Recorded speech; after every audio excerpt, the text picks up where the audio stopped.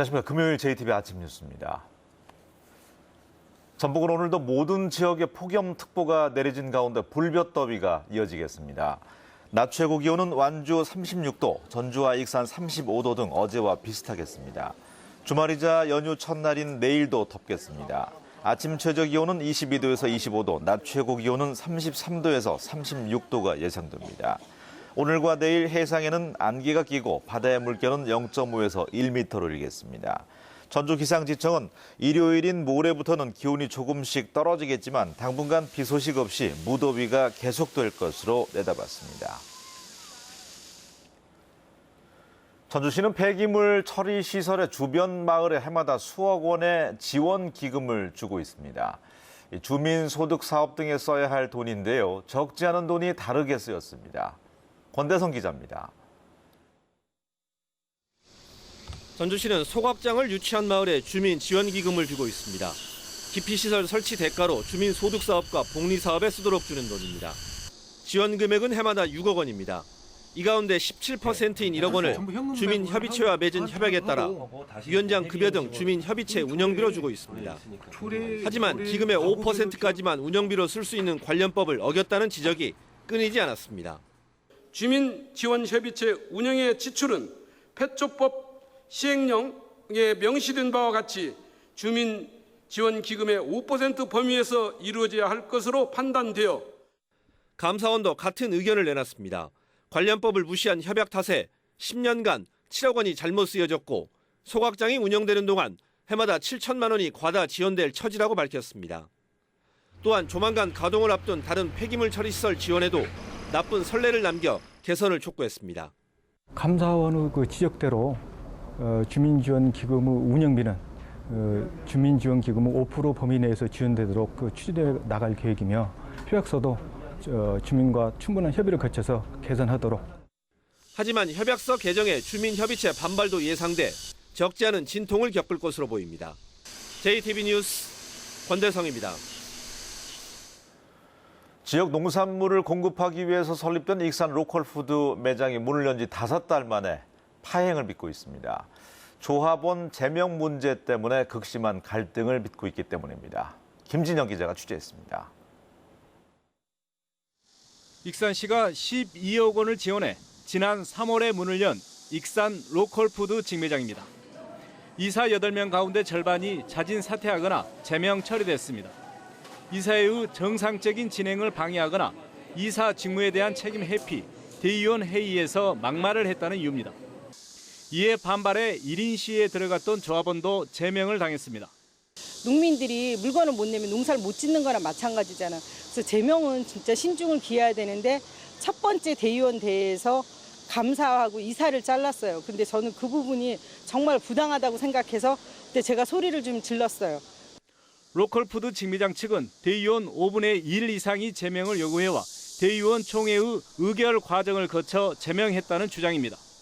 이제 제명을 하라는 대의원 중심에 있는 분하고 그 제명되시는 분들을 저희 집행부에서는 양쪽을 다 만나서 중재를 노력을 했어요. 조합원의 뜻에 따라야 하는 수밖에 없는 상황이 나온 거예요, 이제. 익산시는 막대한 예산을 들인 로컬푸드 직매장이 파행을 겪고 있지만 조합 내부의 일이라며 한 발짝 물러선 상태입니다.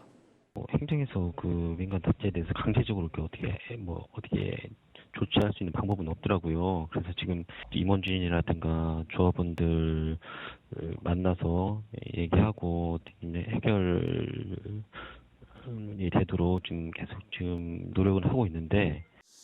익산 지역에 처음으로 문을 연 로컬푸드 직매장이 극심한 내부 갈등에 휘말리면서 그 피해가 영세 농가와 소비자에게 가지 않을까 우려가 커지고 있습니다.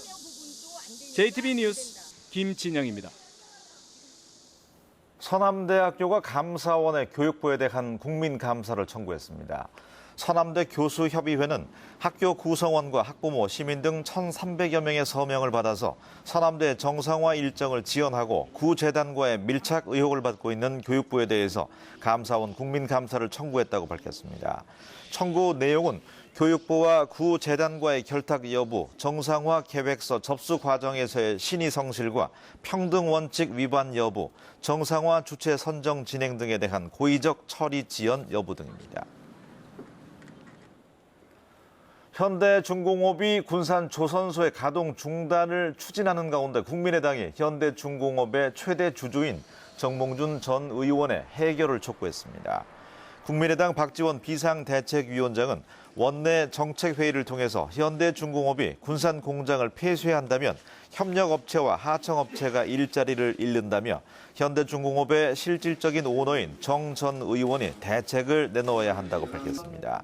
김관영 의원은 정몽준 전 의원에게 면담을 요청했지만 사실상 거절당했다며 정 전 의원의 책임 있는 자세를 촉구한다고 말했습니다.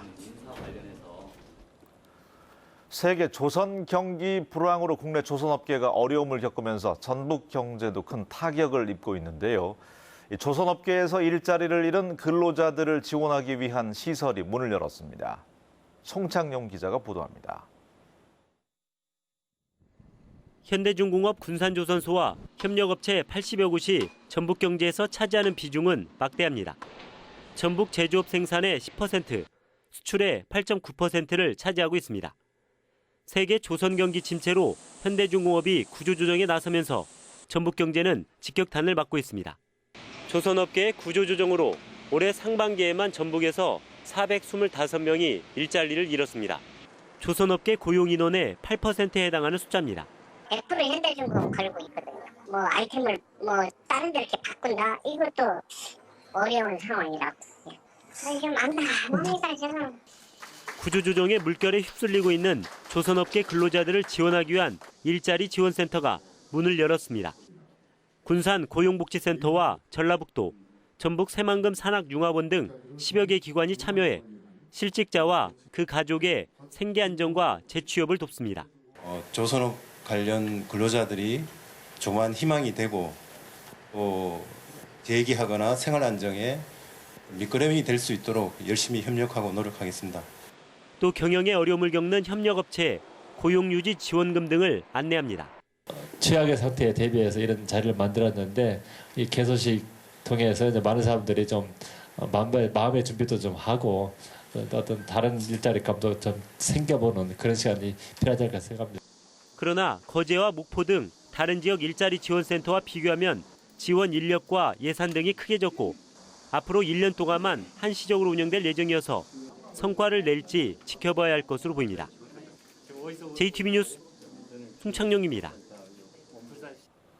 부동산 불법 거래 신고센터가 신설됐습니다. 전라북도는 떴다방과 불법 전매, 그리고 청약통장 불법 거래와 다운계약서 작성을 없애기 위해서 오늘부터 부동산 불법 거래 신고센터를 운영한다고 밝혔습니다. 전라북도 홈페이지와 국토부 홈페이지에 부동산 불법 거래를 신고하면 적발된 거래자와 중개업자에게 과태료 부과와 형사 고발 같은 처분이 내려집니다. 익산경찰서는 은행 현금 지급기에서 60대 노인의 통장을 빼앗아 현금을 인출해 달아난 혐의로 32살 강모 씨에 대해서 구속영장을 신청했습니다. 강 씨는 지난 5일 익산시 남중동에 있는 은행 현금 지급기에서 현금을 인출하던 66살 김모 씨의 계좌 비밀번호를 몰래 훔쳐본 뒤에 김 씨를 밀치고 통장을 빼앗아 달아났다가 같은 날 현금 100만 원을 인출한 혐의를 받고 있습니다. 경찰 조사 결과 김 씨는 지난 2일 교도소에서 출소했고 사흘 만에 이 같은 범죄를 저지른 것으로 드러났습니다. 뉴스를 마칩니다. 활기찬 하루 보내시기 바랍니다. 고맙습니다.